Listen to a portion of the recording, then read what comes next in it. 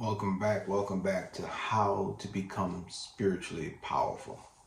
I'm Mahdi, CEO of the Soul Focus Group, and I'm excited, really am, to be able to talk with you about this subject matter because this is the subject matter that separates the sheep from the lions. And to be honest with you, my voice is not built for sheep. My voice is built for lions. I've been raised to tend lions, not sheep. So a lion knows this. There's no lion that is not already spiritually powerful. There is only the perception that some aren't and some are. It's only the perception. Because everything that we create in our lives is being created through the use of spiritual power. I said that in the last video, and I will continue on that same line. There is nothing that is being manifested into your life that is not the result of your spiritual power being used, either misused or properly used. When you don't feel joy and happiness and fulfillment, that means that you're using your spiritual power ineffectively or wrongly. You're misunderstanding it. All right, so remember I said in the last video, I said there has to be you have to learn to distinguish what your soul wants from what your ego wants. Now, so let me give you a few pointers. What your ego wants never fulfills you, never. It's like putting happiness on layaway. It's like putting fulfillment and joy on layaway. And here's the line that you always got to listen for in your head that ego sells you on. When you get this, then you're going to be that. When you get that degree, then it's going to really be different. When you get that a certain amount of money, then people are going to really respect you. When you let's say get that promotion at work, then people gonna really look at you right. Then you're gonna really start showing up as yourself. All of those are putting happiness, fulfillment, and joy on layaway. And the soul is saying you don't have to wait to be powerful. You don't have to wait to feel good about yourself. You don't have to wait to be happy. You don't have to wait to feel joy. You don't have to wait to be fulfilled. You can have it right now. You could have it right now. Right now, you could be happy if you wanted what your soul wants. But right now, you are going after what your ego wants. And the ego you have is not the ego your soul created. Bet you didn't even know that, right? Bet you didn't know there's a difference. There is the ego that we are assigned by this world, that works, that is driven, that is motivated by pleasing other people, motivated by competing with people, motivated by impressing people, motivated by comparing itself to other people, etc., etc. And all of the wants that ego creates come out of that competition, come out of that proving, come out of that impressing, come out of that pleasing. It comes out of that bag. And so no matter how you get it, when you get it, it ain't going to do it for you because you weren't doing it for yourself. The ego was getting you to do it for other people.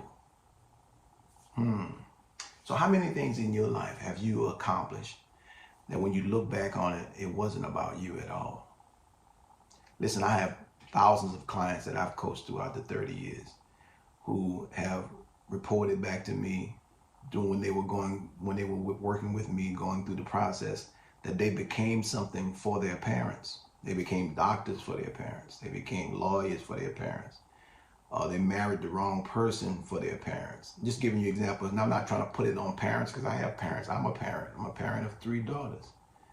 But what I'm bringing to the light is that we do a lot of things for other people. And the thing is, we be so deeply committed to doing it that it's not until we get far down the road in our life that we wake up to the reality that this is not satisfying us. It's not bringing joy to our soul. We have to force ourselves to do it. Every morning getting up is a wrestling match with yourself to get you to go into work. all are indicators of what? That it was your assigned ego, the ego that the world assigned to you before you could even figure out who you were, before you could even think for yourself.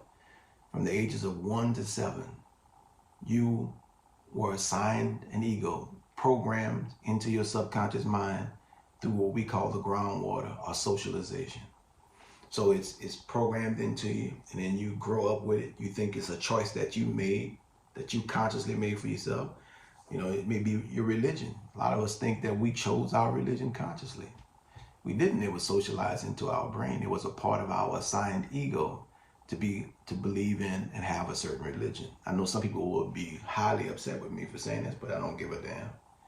I'm telling you the truth, because this is how this world works. When you are born and you come into a world that's already in existence, it's already moving, it's already in motion, the world doesn't stop and say, wait a minute, M has just been born. Let's give M, let's give Teresa, let's give Ron, let's give them all a chance to catch up to what everything that's going on. And we're going to give them a certain period of time to learn all the rules and all the laws and all the et cetera, et cetera, et cetera. The world doesn't do that. So what the world does is pipe into your brain programming by repetitive nature of the stuff in the world. So we learn through observation. Now also during this time, to compensate for that reality that the world is already in motion that we come into, we are born super learners. We are born into what we call a super learning state, the theta brainwave phase, where we're in like a hypnotic state, observing everything, watching everything, and just absorbing and learning and learning and learning and learning. And what we're doing is we're learning the norm. We're learning the status quo. We're learning what makes things work in this world. We're learning how to abide by the rules.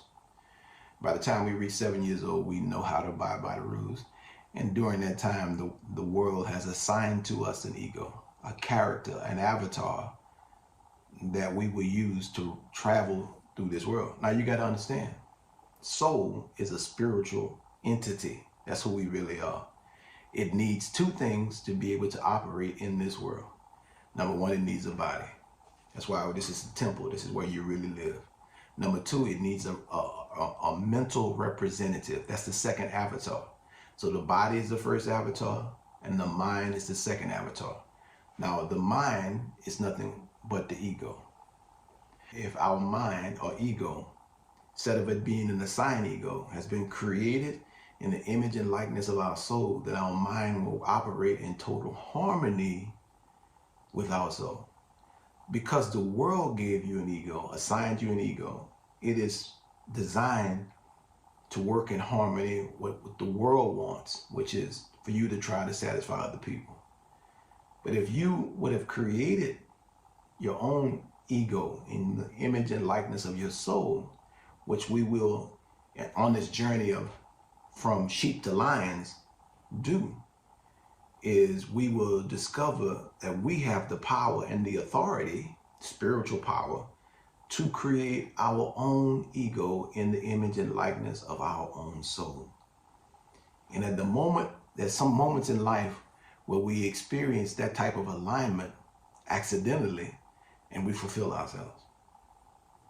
But imagine living fulfilled all the time. Imagine living fulfilled all the time. I'm gonna ask you again.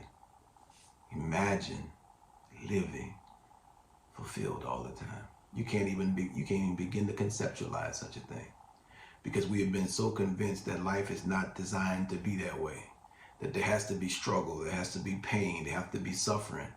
And all of that is a perspective that you've been holding that has been socialized into your brain through your assigned ego.